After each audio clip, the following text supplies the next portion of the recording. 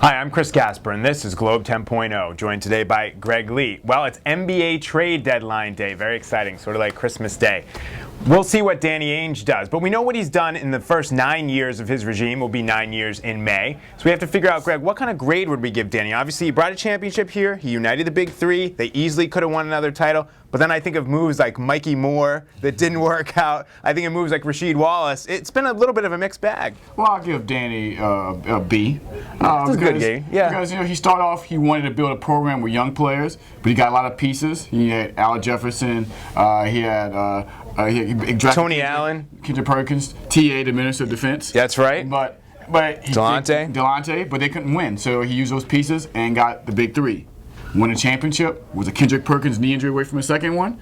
And I think that he's done a decent job because think about it, perspective-wise. The Celtics didn't win a championship for over 20 years. Yep. They weren't even in contention for a number of years. Yep. So for Danny Ainge to get a championship, and I would probably call it microwave fashion because it goes against what he wanted. He had a short-term solution to have a small window with the big three to win. He won one title, almost came to another one, but now he's pretty much at the place where he didn't want to be, and that is having an age big three and be stuck with the big three where he remember and Paris, Bird, McHale, and being stuck with the old guys, and he's kind of feeling that right now. Yeah, I mean, look, I agree with the grade. I would give him a B too. I think you have to give him a lot of credit for putting the big three together, and especially when you look at the assets he leveraged. I mean, Gerald Green was part of the trade for Kevin Garnett. Right. Delonte, part of the deal that brought back Ray Allen. Right. People will point, though, to some things.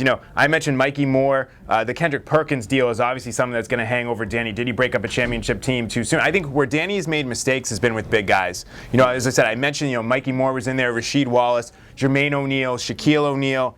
That's where he sort of made the Kendrick Perkins deal. He's made some mistakes with big guys, and it's funny, you look at this team and you see that they don't have a big guy right now. So, you can't live off of uniting the big three forever. And I think, since that time, he put the big three together. He brought in Posey, Eddie House, P.J. Brown that one year. He got all the right pieces around those guys. But since then, I think he struggled a little bit to provide the right complementary pieces. I think ultimately the grade on Danny, we'll judge him moving forward, will be what he does after the big three is done, after he breaks them up. If he puts together another championship level team, then you have to say that grade goes up, up, up.